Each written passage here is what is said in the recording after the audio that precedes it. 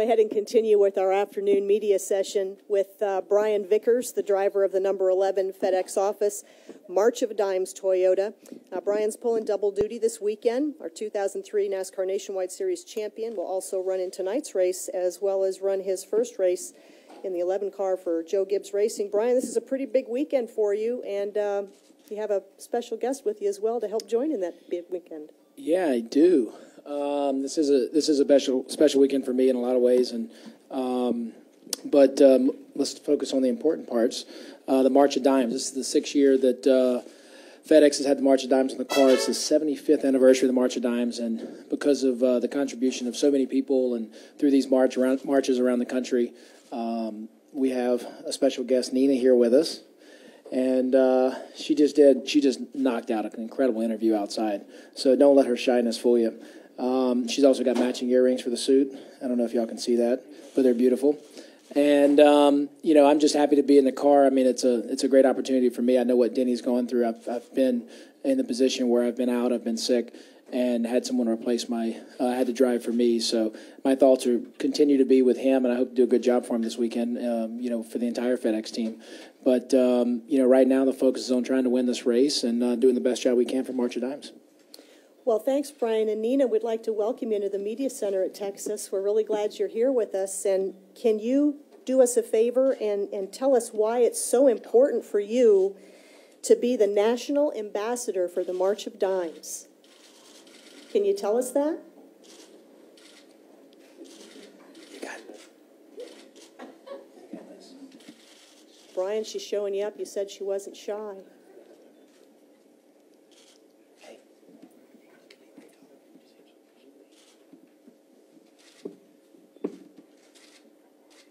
So what she meant to say, I think her mic's off. How excited she was, how excited she is to be here for March of Dimes. Like we talked about, it's the 75th anniversary.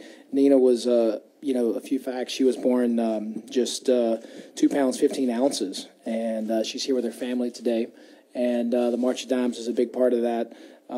They're doing a bunch of March for Baby walks coming up.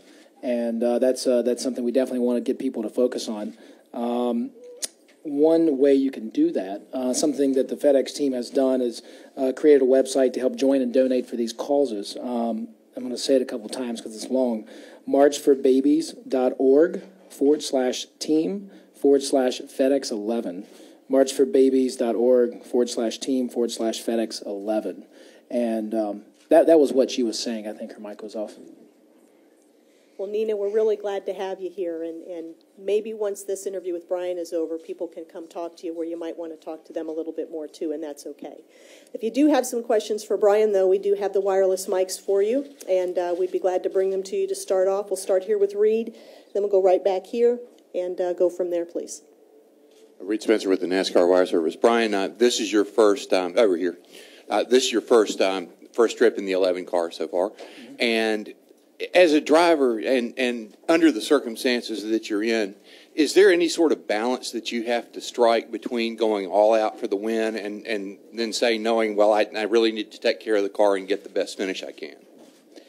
That's a fair point, but I really feel like that's kind of always the balance we strive for, in this series. And even though, I may not be racing for the championship in this car is still racing for a championship. It's still in the hunt for an owner's championship, and we got to treat it as such. Now, granted, you get the most points by winning, and I think nothing would make me happier and this team happier than to win. Nothing would help in the points more than to win, and nothing would help March of Dimes more than to win for the FedEx team. But does that mean we're going to take unnecessary risk? Probably not. I think a good solid day would be good for us and good for everyone. Brian, right in front of you here. For Texas fans who haven't seen the Gen 6 car, what can they expect tomorrow night? It's a good question. I think the car has been good. The racing is competitive as it's ever been. From what we've seen, I think it's going to be a good race. A lot of it really has to do with, not even as much the Gen 6 car, although I think they made some improvements over what we've had in the past, is the tires and the track. And it seems like we got a good tire track combination here. We've got a good grip to start, and it continually falls off, which in my experience makes for some great racing. And we've got a track now that's worn out, it's slick, it's got some bumps, it's challenging to drive, and you're really going to have to move around. You're going to be at the bottom of the track. You're going to see guys at the top of the track, and all that makes for a great race. And let's face it, we've always had pretty good races here at Texas. Mark Garrow, PRN. Brian, during the practice, Darrell Waltrip talked about how you and he had talked this week about what had happened at Martinsville. You wanted to make sure that everybody was looking at the whole picture and not just maybe some of the stuff that happened at the end. Can you talk a little bit about what happened at Martinsville last week and how you feel about it? Yeah, no, it was, it was a long and, a race filled with adversity for us. I was really proud of the entire team, having Jet Edge on the car and all the guys in the MWR for fighting and not giving up throughout the race. We qualified really good. We started out running good. We got the car a little tight and fell back. On a restart, a couple of guys got up in the marbles, the 5 junior. And there was a big 10-car pileup. We were obviously involved in that, unfortunately. And we had a tore-up race car. We had to go to the back. We got all the way back up to 5th, and then we blew a left rear tire. And then we came all the way back up to 11th. There was a few incidents. One of them was with the 88 and then the 10.